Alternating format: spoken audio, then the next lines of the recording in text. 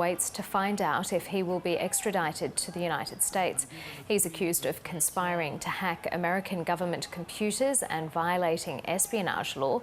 As the Australian's hearing came to an end, Stella Morris joined protesters outside the London court to call for his release. Our children need their father. Julian needs his freedom. And our democracy needs a free press. The judge will deliver her verdict on the 4th of January. Scientists already know which parts of the world are earthquake prone, but what they've been struggling with is how strong future quakes are likely to be.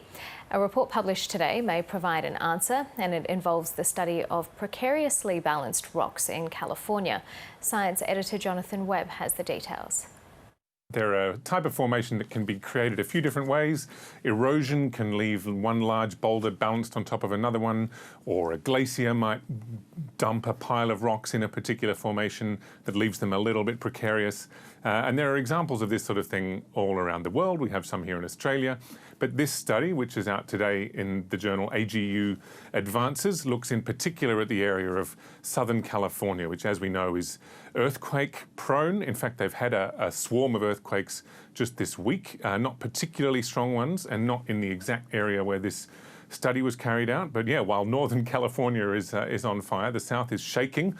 And this study looks at trying to use these balanced rocks, which have not toppled in the thousands of years that they seem to have been there. So that helps kind of put a pin in the size of earthquakes that could possibly have happened while they've been there, using those as kind of pins in the map to reevaluate the total sort of seismological hazard in different parts of Southern California. So if you imagine, a map of a region like Southern California, and if you're trying to calculate the seismological risk, the absolute level of earthquake risk across different parts of the landscape.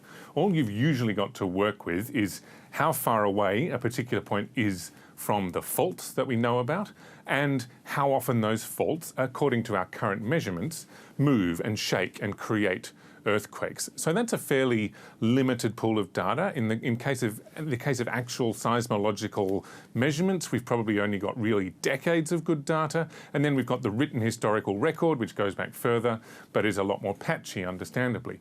So if you imagine that map, now what they're able to do by using these rocks, and they found stacks of rocks around the Diablo Valley in particular in Southern California, by doing a detailed 3D model of them, they've worked out the size of the earthquake that would be needed to topple these various examples of stacked rocks.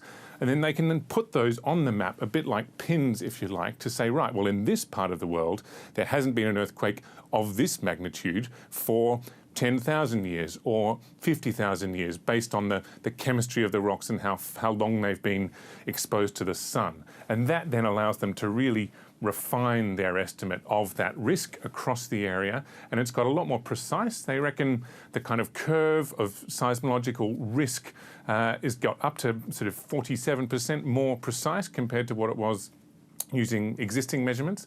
But importantly, it also looks more stable. So by adding those pins, they've got a better fix on just how big some of these earthquakes might be. And for example, a 1 in 10,000 year quake, they reckon, might be about 27% less violent than their estimate based on previous methods. Now, it's a kind of a new idea. It's some of the most precise work so far using these types of balanced rocks, and it might take a while to get other seismologists on board and geologists with this way of doing things, but it's an interesting estimate and hopefully something that they can sort of take into account for future estimates. The Duke and Duchess of Cambridge have praised the spirit of South Australia's Kangaroo Island community as it recovers from the summer's catastrophic bushfire season. William and Kate met residents and emergency crews from Kangaroo Island via video call. The pair were expected to visit bushfire-affected communities this year before the coronavirus hit. 2 people died and about half the island was burnt, including almost all of Flinders Chase National Park. Fantastic to hear the community spirit once again down in Australia, as always, which is what Catherine and I see when we come down there. You always feel the community spirit, and Aussies are very good at looking after each other, and it's fantastic to see you're all, pulling together. And I'm really glad, both Catherine and I are glad to hear that the support is there for you all as well. The royal couple says there needs to be a global effort to tackle extreme weather. When the pandemic began, Western Australia shut its doors and many towns were quick to turn away overseas visitors. But a small community